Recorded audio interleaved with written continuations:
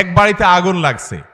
আগুন লাগার পর একজন পর্দানসীন নারী, যিনি বোরকা মেনটেন করতেন, পর্দা মেনটেন করতেন, তিনি ওই বাড়িতে ছিলেন।